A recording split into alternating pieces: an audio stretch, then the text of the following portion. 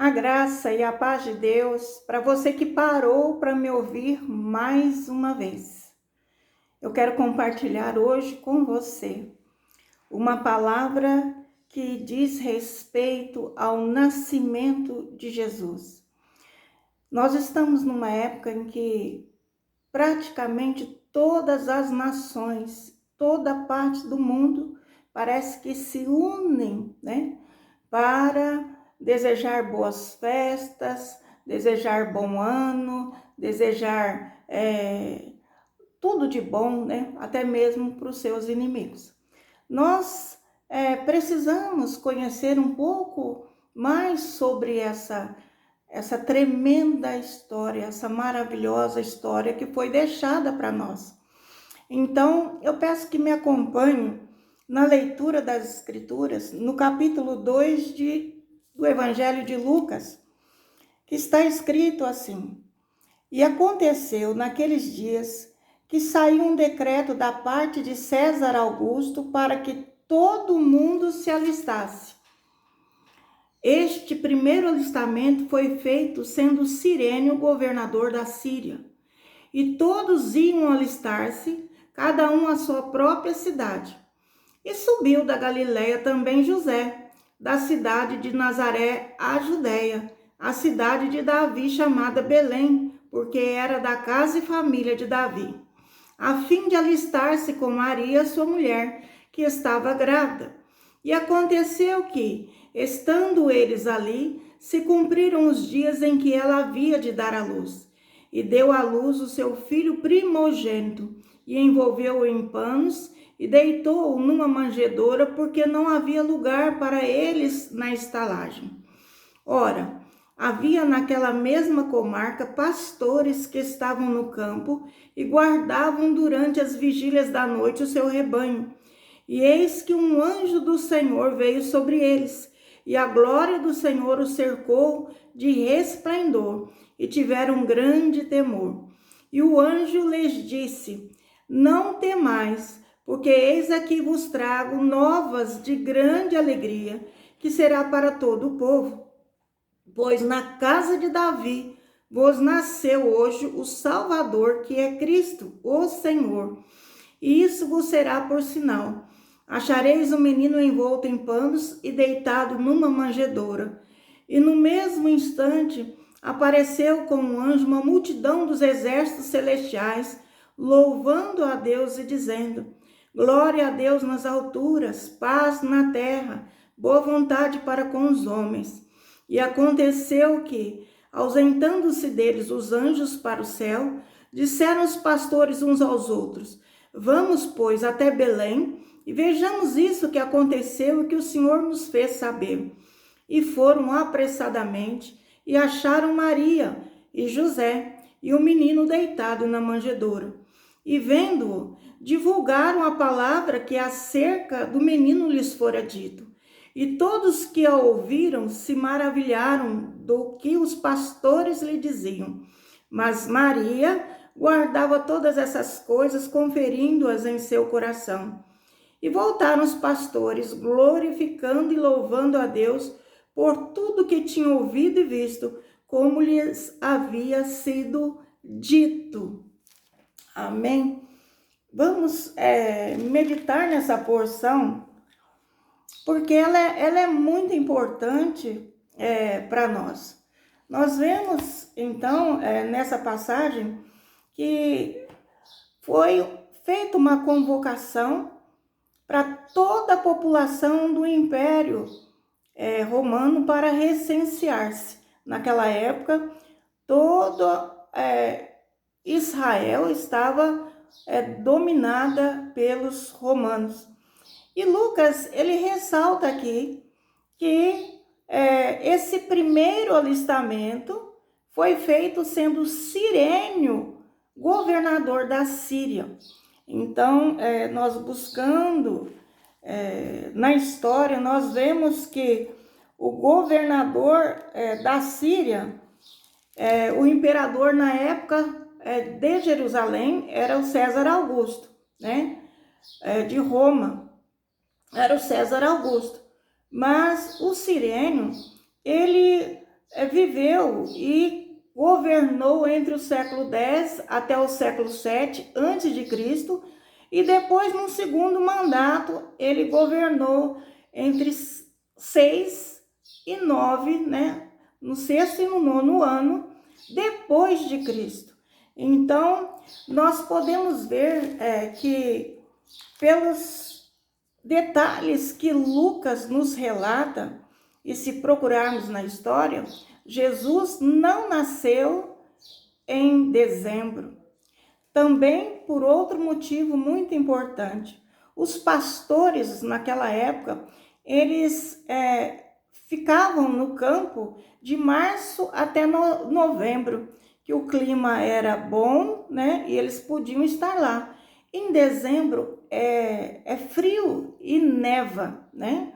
E é muito frio e os pastores não ficam ao relento com seu gado no inverno por causa da neve.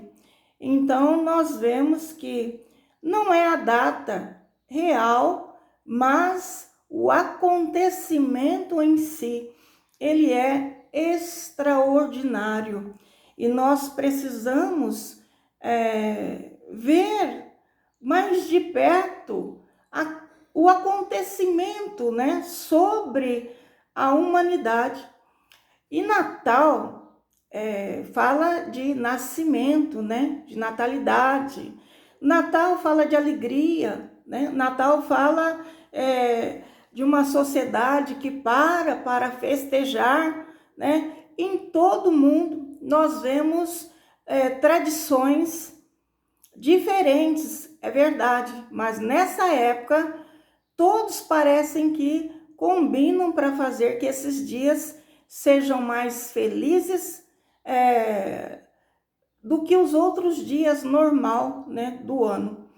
Então, nós sabemos que é uma época em que as famílias, elas se reúnem de forma festiva, com generosidade, benevolência. Cada um participa com um bom prato, né? Com bebidas para fazer festa. E eu quero dizer para vocês uma coisa do meu coração, que de forma nenhuma eu me oponho a essas reuniões, porque eu acho que é muito bom estarmos reunidos, principalmente se nós tivermos no nosso coração o significado daquilo que nós chamamos Natal. Mesmo não sendo a data verdadeira, mas foi uma data que os homens escolheram no ano de 359 depois de Cristo. Mas nós precisamos parar e avaliar que é muito profundo, né? É muito mais profundo a celebração do que apenas as coisas prazerosas. É gostoso comer, é gostoso beber, é gostoso nós estarmos jogando conversa fora, é gostoso e prazeroso, né? Reunirmos com os amigos, com a família. É gostoso nós vermos, né, a celebração de um nascimento, o nascimento de Jesus em Belém. Então nós conhecemos toda a história, né, a história de José, a história da Virgem Maria que concebeu Jesus, né, dos pastores que foram avisados pelos anjos, dos magos que os visitaram, e sabemos também da oposição, da maldade, da perseguição de Herodes. Então, amados, é uma história muito conhecida para a maioria das nações. Em toda parte, nós vemos pessoas que conhecem. E é certo e é bom que todos saibam dessa notícia maravilhosa, porque foi uma boa nova, de fato, que veio aos homens que esperavam isso pela boca de Deus desde Adão, né? Então, o Natal, ele é uma data mais profunda do que tudo isso que nós vemos. E nós precisamos ir ao encontro dessa revelação maravilhosa. O nascimento de Jesus, ele não foi o princípio da sua existência. Muitas pessoas que comemoram o nascimento do Senhor acham que o começo da existência de Jesus foi ali, no seu nascimento com Maria. Mas não. É difícil para nós pararmos para analisar o fato. E muitos não conhecem essas verdades. E se você não conhece, não se sinta sozinho, porque milhares e milhares e milhares de pessoas no mundo não têm essa consciência. A maioria dos seres humanos não param para meditar nessa verdade.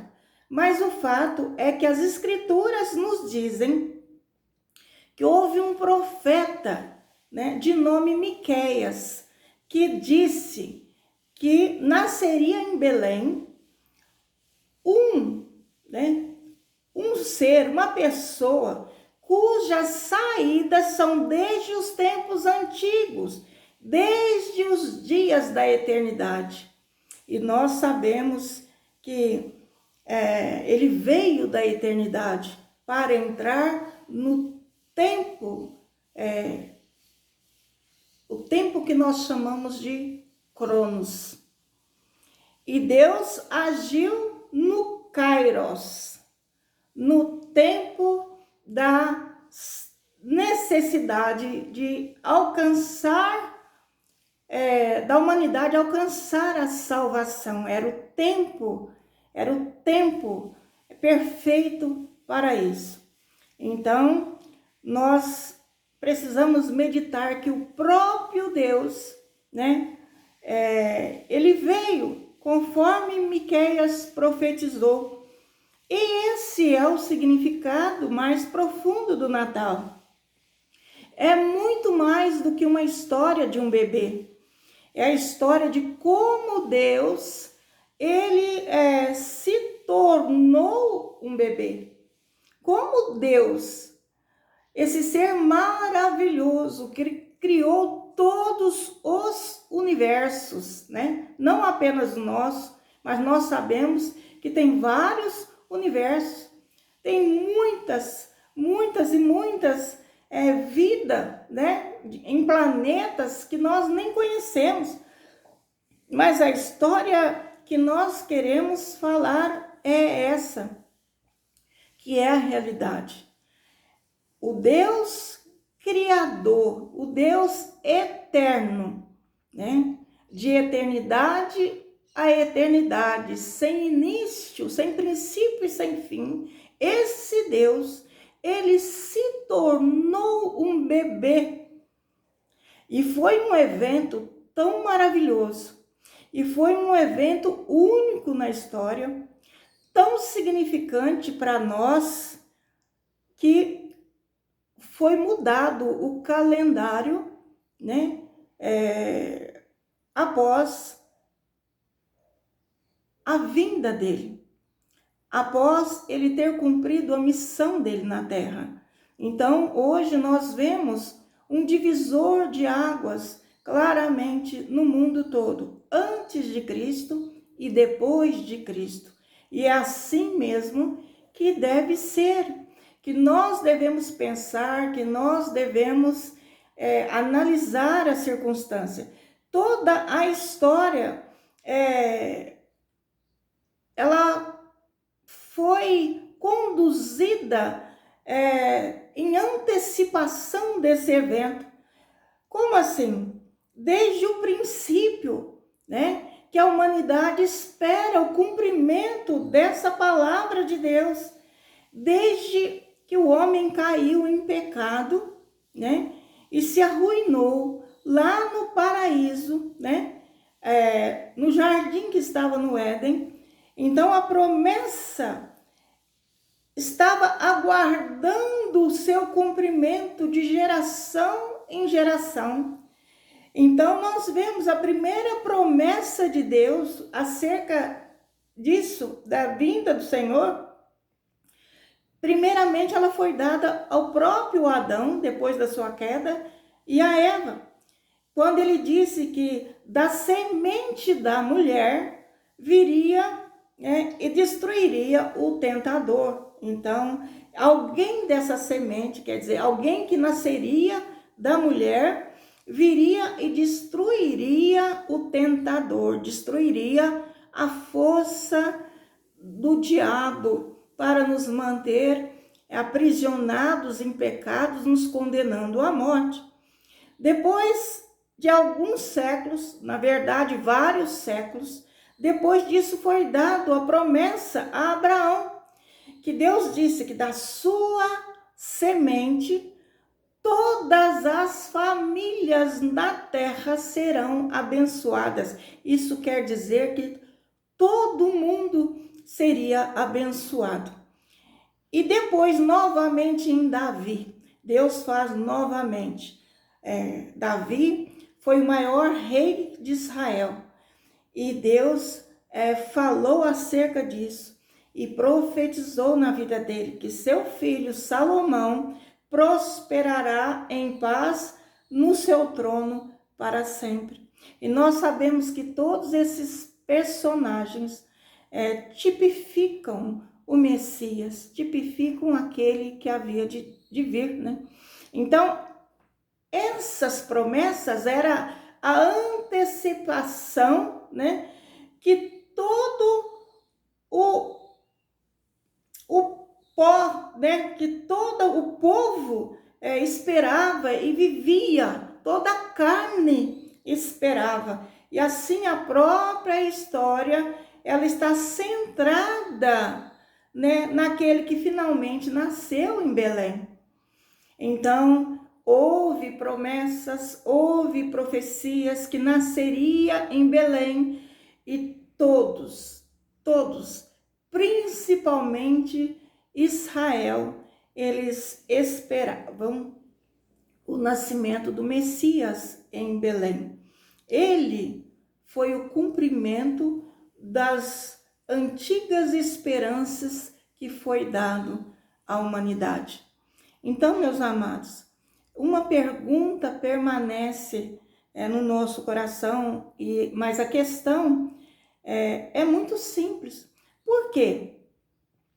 Porque em nome da razão, se nós pararmos para analisarmos o Deus eterno, né? Por que o Deus eterno se tornaria um homem? Por que esse Deus que criou todas as coisas e todas as leis que regem, mantém, sustentando a sua criação, o seu universo, por que em nome da razão, em nome daquilo que nós precisamos saciar a nossa alma, por que o Deus eterno se tornaria um homem? Essa é a resposta encontrada, amados, nas próprias páginas das Escrituras Sagradas, né? Ele veio para ser o libertador, o nosso libertador do pecado. Então, nós vemos no mesmo livro de Lucas, um pouco antes do que nós vimos, no capítulo 1, no versículo 76 até o 80, diz assim: E tu, ó menino, serás chamado profeta do Altíssimo, porque hás de ir ante a face do Senhor, preparar o seu caminho. Aqui ele falava acerca de João Batista, que viria antes da face do Senhor, preparar o seu caminho, para dar ao povo, preparar o caminho do Senhor, que viria para dar ao povo, né, ao seu povo, conhecimento da salvação. De que forma? Na remissão dos seus pecados, pelas entranhas da misericórdia do nosso Deus, com que o Oriente do Alto nos visitou, para alumiar os que estão assentados em trevas e sombras de morte, a fim de dirigir os nossos pés para o caminho da paz. E a Bíblia ainda afirma que o menino crescia e se robustecia, quer dizer, se fortalecia em espírito. E ele esteve nos desertos, né, até o dia em que havia de mostrar-se a Israel. Quer dizer, ele passou nos desertos, pelos desertos, passou prova. Nós sabemos que ele foi provado no deserto até que ele se dirigiu para se revelar como o Messias, né, ao povo de Israel. Então nós vemos, amados, algo muito precioso nessa questão. O homem, ele, por causa dos seus pecados, ele nasce já debaixo da sua própria injustiça e de condenação. Por causa da justiça de Deus, da palavra que ele decretou, das leis que ele deu para o homem, veja bem, requer que o pecado seja punido. Todo pecado seja punido em todas as suas criaturas. Então, a punição para o pecado é a morte. Nós sabemos que o salário do pecado é a morte.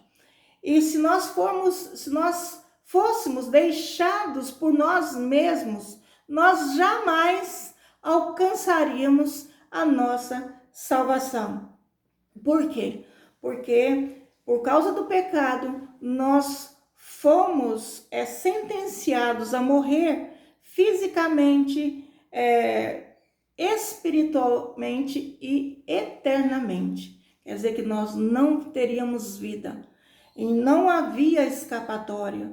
Mas Deus, então, quando ele se tornou um bebê, ele cumpriu ali uma promessa que ele deu, de que pisaria na cabeça da serpente. Esse que nasceria da semente da mulher, pisaria na cabeça da serpente. Quer dizer, que ele iria trazer a salvação, iria trazer a solução para o problema enorme que Adão trouxe para a humanidade através do seu pecado.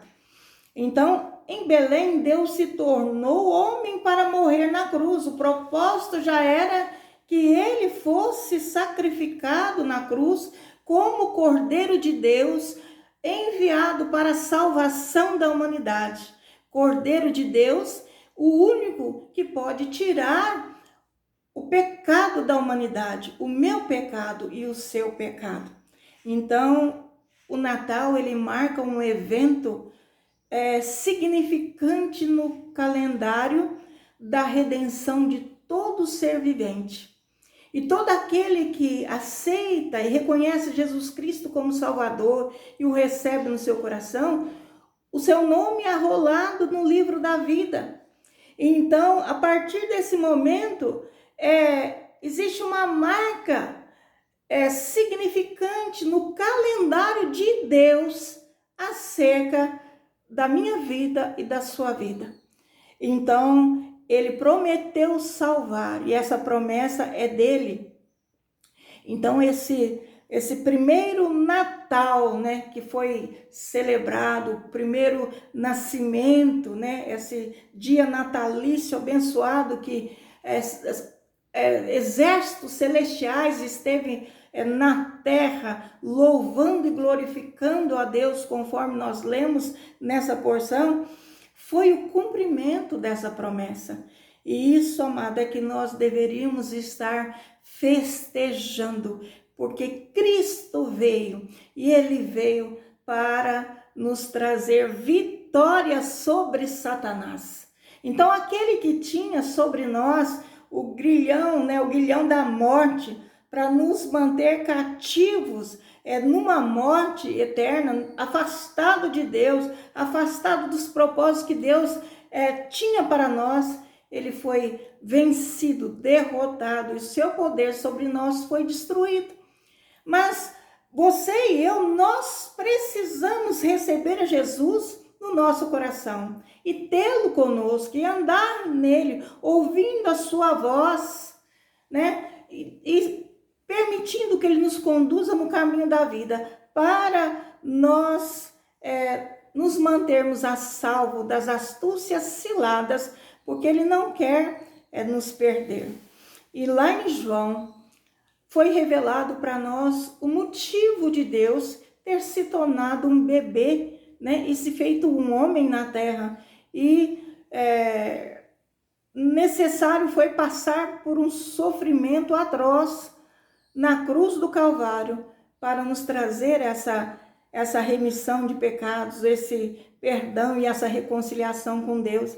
Lá no Evangelho de João, no capítulo 13, 16, está escrito: porque Deus amou o mundo de tal maneira, quer dizer, não foi de modo comum, foi de modo miraculoso, extraordinário. Deus amou o mundo que de tal maneira ele deu o seu Filho unigênito, para que todo aquele que nele crê não pereça, mas que tenha a vida eterna. Então, meus amados, nós não temos nada contra as tradições, de forma alguma, as tradições de festejar, de estarmos reunidos em família, nos alegrando essa notícia, né? Esse evento maravilhoso. Nós nos reunimos e nós cristãos nos reunimos para dar graças a esse Deus que se tornou um bebê, que veio na forma de homem na terra para se aproximar de nós de uma maneira tal que poderia se tornar o nosso Salvador, sem pecado nenhum. Então, medite nessa verdade maravilhosa e aproveite esse momento de conciliação com sua família, esse momento de festejo, esse momento de alegria, e convide a sua casa e todos da sua casa a permitir que Jesus Cristo entre no coração de vocês, que seja Senhor na vida de vocês, que venha morar na casa de vocês, com todos vocês, que venha morar no coração de cada um, né? E toda a família possa ser salva. Festeja mesmo esse evento de um novo ano que vai chegar também com esse nascimento de Cristo no coração. Que haja um novo ano, quer dizer, uma nova estação. A Bíblia diz que há tempo para todas as coisas, e depois que nós aceitamos e recebemos Jesus, há estações especiais que Deus traz para a nossa vida. Ele tira nós das trevas, do monturo, da vergonha, do fracasso, dos vícios, da queda, e nos coloca no reino do Filho do seu amor. Então, ele trouxe a salvação. E ele diz, através dessa palavra para você que parou para me ouvir, ele diz: estarei com você todos os dias, serei o seu bom pastor e de nada você terá falta, né? Porque eu serei contigo. Isso são promessas de Deus, de ser com todos aqueles que o recebem e andam na sua presença. Ele diz: irei adiante, irei na sua frente, né? Preparando o caminho, abençoando e curando as feridas, guardando você de tropeçar em pedras, de cair em laços, abençoando nos dias difíceis, abrindo portas, trazendo solução, conduzindo você para um avanço, para uma prosperidade. Estabelecerei um novo tempo para você, sua casa e família. Veja que promessa maravilhosa, um novo tempo para nós. Então, o Senhor, ele promete trazer a purificação do nosso coração e trazer a paz dele, que excede o entendimento, para dentro de nós, para nós prosperarmos na sua presença. Então, nós precisamos simplesmente recebê-lo, falar com ele, pedir a ele que mantenha nossos ouvidos abertos para ouvir a sua voz, dar-nos entendimento à nossa mente e coração para nós sermos iluminados e possamos seguir o seu caminho, para que o nosso inimigo e opositor não pare diante de nós, que ele nos dê toda a autoridade para pisarmos serpente e escorpião, conforme as suas promessas. Então hoje Deus quer te dizer que ele tem poder para fazer fugir da sua vida os teus inimigos. E você verá a grande obra e maravilhas que o Senhor fará na sua vida. Basta crer, tenha fé. Nada é demasiadamente grande para o nosso Deus. Nada pode impedir o que ele quer fazer, porque para Deus não há impossíveis. Então, meu amado, creia, receba essa palavra no seu coração. Compartilhe essa oração com outras pessoas, levando esperança de salvação, de um novo tempo, de um novo viver na presença de Deus, com o nome registrado no livro da vida, sendo abençoado. Amém? Vamos orar? Pai, eu oro a Ti neste momento, me colocando debaixo da aliança do sangue, do nome do Senhor Jesus. Peço oração por essa pessoa que parou para me ouvir e está comigo nesse momento, em comunhão, buscando a sua presença. Pai, eu peço que entre em sua casa, em minha casa. Abençoa, Senhor, a todos que estão ligados a nós. Abençoe a toda pessoa que parou para ouvir e meditar nessa porção da palavra que agora está em oração comigo. Traga dias de paz, de alegria, dias de refrigério. Traga, Senhor, saúde física aos enfermos. Traga, Senhor, saúde emocional. Traga, Senhor, cura das feridas e de toda sorte de enfermidades. Senhor, nós te pedimos o fortalecimento espiritual. Nós pedimos que renove as forças, Pai, quando estamos cansados. Ó Senhor, vá de encontro e toque as pessoas, todas elas, aquelas que foram encontradas por Ti, cansadas, Pai, que estão paradas no caminho. Traga libertação àquelas que estão aprisionadas com amarras espirituais da maldade. Levante, Senhor, as pessoas que estão caídas e desfaça as obras do diabo na vida dessa pessoa que está passando perseguição demoníaca. Senhor, dê força e disposição para orarmos e buscarmos a Tua unção todos os dias. Unção que possa quebrar o jugo. Unção que faça com que nossos olhos espirituais sejam abertos. Unção para nós reconhecermos, Pai, que nós precisamos de Ti e que em Ti, Senhor, nada teremos falta. Porque, Senhor, nós temos os Teus cuidados sobre nós. Pai, em nome de Jesus, abençoe esse final de ano e o ano novo que está por vir na vida e na família de toda a família na terra, na nossa nação. Senhor, visite, Senhor, todo lar, toda casa. Esteja nos guardando, esteja, Senhor, abençoando e protegendo, Senhor, dos nossos adversários, daqueles que fazem oração contrária contra os sonhos e projetos que o Senhor nos tem dado. Senhor, guarde para que os seus propósitos sejam estabelecidos em nossas vidas e estejamos no centro da Tua vontade. Proteja, Senhor, as crianças, os jovens, os idosos, com a Sua presença e a presença dos Teus anjos.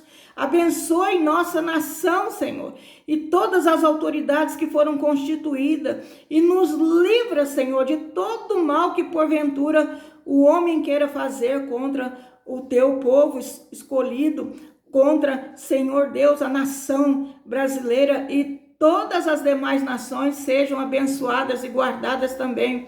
Haja paz em Israel, Senhor. Nós pedimos paz em Jerusalém, paz, Senhor, a todo Israel. Senhor, eu abençoo, em nome de Jesus, a vida de toda a família, de toda a casa, Senhor, de toda pessoa que parar para ouvir essa oração.